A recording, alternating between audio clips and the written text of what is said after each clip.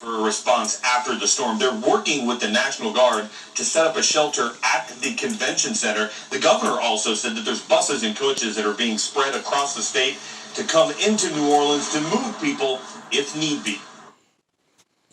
That was Omar Villafranca reporting. We will continue to track Hurricane Ida as it approaches the Gulf Coast, and we'll bring you the very latest as soon as it makes landfall. To stay on top of the storm, be sure to check out our website, WHIO.com, and on our WHIO News app.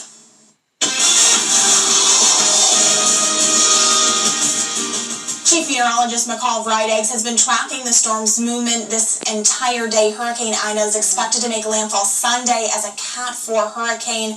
Keep in mind, Sunday is also the 16th anniversary of Hurricane Katrina. McCall.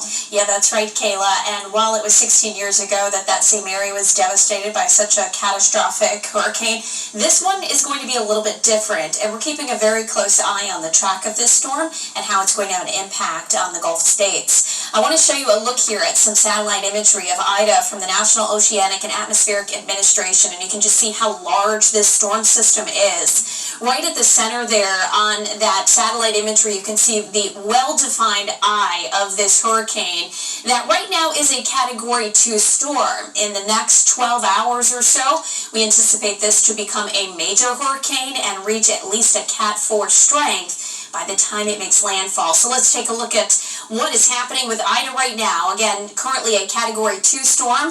When the last pass of the hurricane hunters came through that storm, it has winds of 105 miles per hour, gusting up close to 125. The latest track of this storm, as I mentioned, to become a major hurricane Category 4 storm as it makes landfall on the southeastern coast of Louisiana, perhaps just to the south and west of New Orleans. What's going to happen with this storm is it's going to give that onshore wind flow right into New Orleans. Lake Pontchartrain is likely going to see more of a northerly push of that water, so that's a little bit different from when Katrina made landfall. It was more to the east of Lake Pontchartrain and had more of a northerly wind across the lake, so it will have a little bit of some different impacts, but either way, deadly storm surge and flooding is expected.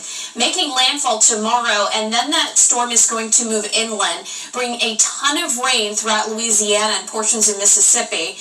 By Monday, it weakens to a tropical storm and then pivots to the north and east, and perhaps will skim close enough to the Miami Valley that we're going to be dealing with some tropical moisture and rainfall as we get into Tuesday and Wednesday, which you will see on my 5-day forecast. Rainfall potential with Ida, you can see up to 10 inches, perhaps locally 15 inches of rain right there along the southern shore of Louisiana, perhaps inland as well, and rain totals up to as high as 6 inches into central Mississippi. Storm surge, you can see 10 to 15 feet above ground level.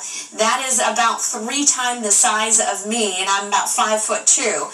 So that is going to be dangerous storm surge right along the shore. So we'll be keeping a very, very close eye on what's happening to our south. Locally for us tonight, we are quiet. We fall to 71 degrees. We'll have partly cloudy skies. Might see some patchy fog by tomorrow morning, but shouldn't be too dense for us. We'll see temperatures rising to about 90 degrees tomorrow afternoon. So it's another hot day.